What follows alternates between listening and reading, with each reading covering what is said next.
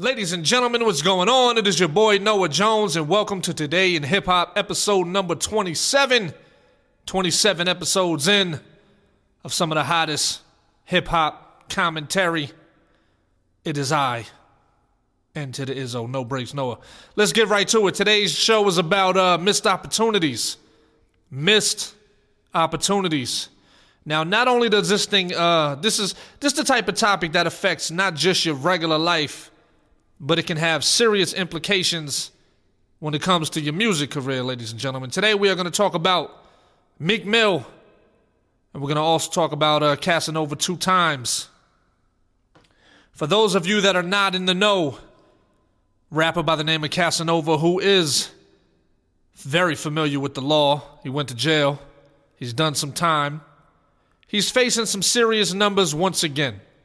He's been indicted on racketeering charges, and they pretty much rounded up his entire gang, ladies and gentlemen. Now, he's with a crew called, I think it's called the Guerrilla Union. I don't know. I don't really follow it as far as that too much, because my main thing is I try to stay away from the fuckery. You know what I mean? I believe that if you pay too much attention to the negative energy and the fuckery, the shit follows you and it travels with you and it just sticks to you like a cloud over your head. Basically, what I'm trying to say is Casanova missed an amazing opportunity. He came out of jail. He started getting some exposure. He started rubbing elbows with some major artists. You know what I mean? And now he's caught up in some shit with his old crew to where he might be facing a lot of jail time. So I'm not going to just talk about it. I'm going to let you hear it from him. Here's Casanova. I'm fighting serious charges right now. But I'm innocent. That's one. Two, I've been fighting my whole life, so I'll get through this. But just understand how they can get you jammed up. You don't know nobody. You ain't got nothing to do with nothing. They still get you jammed up. Rappers, we are a target. Just be careful out there. Watch who you associate with. Watch who people bring you around. And I'll see y'all soon, God willing. Now, from what I understand about the Casanova situation, he's not practicing what he's preaching. For one, he's being brought up on charges because he's been hanging around and associating with the same people that he's telling us not to be involved with and to watch who we're around. The feds have phone taps, wiretaps. They tapped his social media. Social media is indicting a lot of people, ladies and gentlemen. If you're bragging on social media, they are tracking all that information and they are locking people up due to that particular thing. So you need to stay away from social media. Also, you really need to stay off of just the crime and the criminal activity altogether, because in today's day and age, a cell phone is kryptonite to criminals. They tracking your location through Google and through Apple. Apple is surrendering all the information over to the authorities, same with Google, and they're going through your iCloud, they're going through your messages, they're getting every information that they need about you to build a case. You need to stay out of the crime syndicate. You need to stay away from all of those situations. Now, this particular guy, like I said, he had an opportunity to really do some major things in hip-hop, but he missed that opportunity by not removing himself from the street element. He's still hanging around the gangsters. He's still, like another video he had, he was like, I'm a whole gangster. Like he was basically, saying goodbyes to his woman because he turned himself in and he had no choice. His entire crew was rounded up, ladies and gentlemen. His entire crew was rounded up. Casanova was the last person to be captured.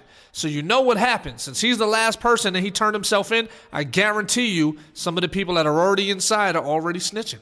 They already working out plea deals. They're already working on ways to reduce their time and to reduce their sentence. They are already in the mix. So there's going to be a lot of ratting going on as far as this organization and who's doing what and whatever the case may be. So for this guy to sit up here and tell you, watch who you be around, rappers. Like, the thing about rappers, man, a lot of times they be using a lot of bullshit as excuses and cover-ups. You know what I mean? They do not want to relieve and remove themselves from the street life. So what do? They make it seem like everybody's out to get them. You ever notice why none of the negative stuff happens to the other types of artists? These people are still involved with this negative energy. So he had a little money in his pocket. He got some jewelry. Now he's about to face some serious time. And it's going to affect him. He's going to be in jail. He's going to be stressing. Like, it's one thing when you come from nothing and you go to jail, you really ain't missing nothing. But he got out of jail, started blowing up, got into a whole lot of beef, got into beef with Tekashi 6ix9ine. There was shootouts. I mean, they got this guy. They got a lot of information. And if you know anything about the feds, they don't come for you unless they got a case already. And what they'll do is they'll allow you to slip up for years at a time. And then they'll build their case while you thinking ain't nobody watching. And then they'll hit you with football numbers with all the stuff that they've accumulated over the years of you doing your criminal activity. You can't get away with the crime shit in 2020. It's not happening. There's too many snitches out there. And social media and the internet and the way they track your electronic device, it's a wrap. These artists need to find a new way to do what they're doing. You know what I mean? They need to go legit. And I don't understand that. Like, when I was growing up, they would preach on doing whatever you had to do to get to the position you need to be in and then going legit. These artists nowadays, they come from the street life, they get in a position to go legit, and they don't go legit. They stay in the street life. So as a result, a lot of these guys get swept back up into the same shit, and they right back where they started, ladies and gentlemen. So now he's going to lose everything that he worked hard for. He's going to be back to square one. And in 15 years or whatever, however many years they're going to give him, we talking this New York time. The feds in New York don't play. So he's going to be doing some numbers. By the time he gets out, his career's over with. Everybody who he's socializing with, over with. They done moved on. The money's no longer there. The popularity's no longer there. They moved on. Your girl who you in love with, she done moved on. And if she didn't move on completely, she's doing a gang of other shit in between to pacify herself while she's waiting on the situation to clear itself up.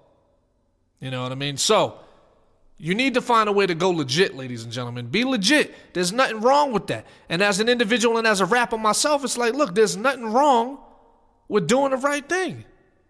We got to start normalizing doing the right thing and popularizing doing the right thing instead of glorifying all the negative shit and the negative stereotypes and the bullshit and the drama, because all it's going to lead to is motherfuckers getting shot and killed or motherfuckers in jail.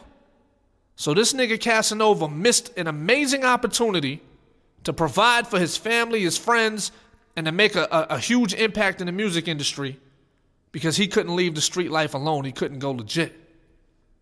That's a crazy opportunity that he missed. But you know what they say? You play a stupid game. What do, ladies and gentlemen? You win a stupid prize. Ding, ding, ding, ding, ding. This nigga won the stupid prize. This nigga won the stupid prize. So we shall see in the future how the case unfolds, and it's going to be another fiasco. It's going to be a whole bunch of bullshit, and we'll be able to sit here and watch from the sidelines and comment and commentate on all the bad decisions that guys like Casanova 2 times and other artists like himself are making in the industry. So now let's talk about Meek Mill. Now Meek Mill, ladies and gentlemen, is under fire. This nigga's under fire. Social media is killing this nigga right now. And the reason they killing this nigga is because he's driving through the hood in a Phantom, trying to stunt on poor people. Keep that shit in a rich neighborhood, my nigga. He's driving through the hood in a Rolls Royce, on some rich nigga shit. And he sees some young kids out there trying to earn an honest living by selling water bottles. So what does Meek Mill do? He gives all of these niggas $20 to split amongst each other. Now you got 8 kids, roughly is what they say. He gave them $20. Now, there's going to be some of you that say, look, it's his money, he does what he wants with the shit, etc., etc. But here's the thing that we missing here. Here's something that's not being addressed. Here's where he missed an opportunity. He not only missed an opportunity to change some of these kids' lives for the better, he missed an opportunity to point these kids in the right direction. You know what I'm saying? They're outside selling water instead of breaking into people's houses, instead of breaking into people's cars and selling the shit from the inside, stealing radios and selling them. They're trying to do something productive. And how does he reward these niggas? By giving them a $20 bill in order to split amongst each other. Now, shit like that can have the adverse effect. These young kids are going to remember this day and they're going to say, yo, I remember when I was fucked up and I was a dusty nigga the same way you was a dusty nigga when you first came out back in the day. When he was young and he was rapping, he had braids and all that shit. When he was doing a lot of his battle rapping, he was a dusty nigga. Just like these kids out here trying to break ground and trying to do things on their own. These kids are going to remember that he only gave them $20. He didn't give them encouragement. He didn't point them in the right direction.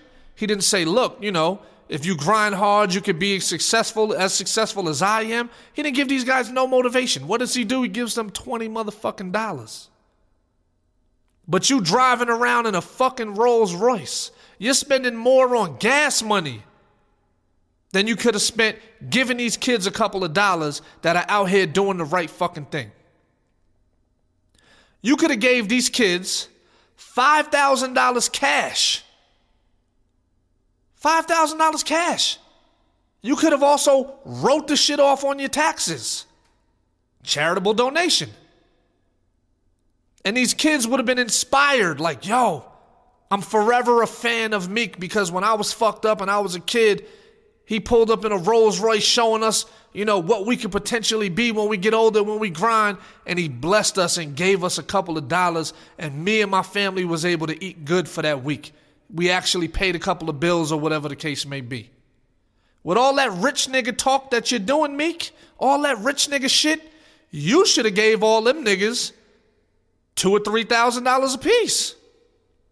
You rich, right? You rapping about how rich you are. And the community in the hood is what made you rich. How could you not give back by giving these little youngsters some bread? Now, it's not just the act of giving. It's what comes after that. And what comes after that is the influence that you have on the younger generation. The influence that you have on changing the direction that some of these kids could go in. Now, what he did with these kids, they may get so fucking frustrated that they may start doing crime. You know, sometimes niggas grow up. Remember, these kids may be 9, 10, 11 years old now. But what happens when they're 30, 35 and they run into you at a grocery store, whatever the case may be, and they remember that you only gave them niggas $20 and you was stunting on them in front of a Rolls Royce. Some of these niggas may have lifelong animosity towards this nigga Meek. Lifelong animosity, which can manifest itself in a situation where the shit may come back later and haunt you. One of these young niggas may end up taking Meek's life. Who knows? But it's the way you set things in motion with your actions. And by being a cheap ass nigga, first of all, like I said, you shouldn't be driving a Rolls Royce through the fucking hood anyway. Who are you trying to impress? Who are you trying to impress? You're driving through the hood in a Rolls Royce during a fucking pandemic. Niggas is fucked up out here. We ain't got jobs. We ain't got income. Look at some of your favorite rappers. They online scamming right now because they're not making any show money.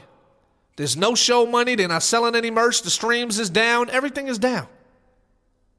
The money's not there. People are getting laid off from work. Businesses are closing up.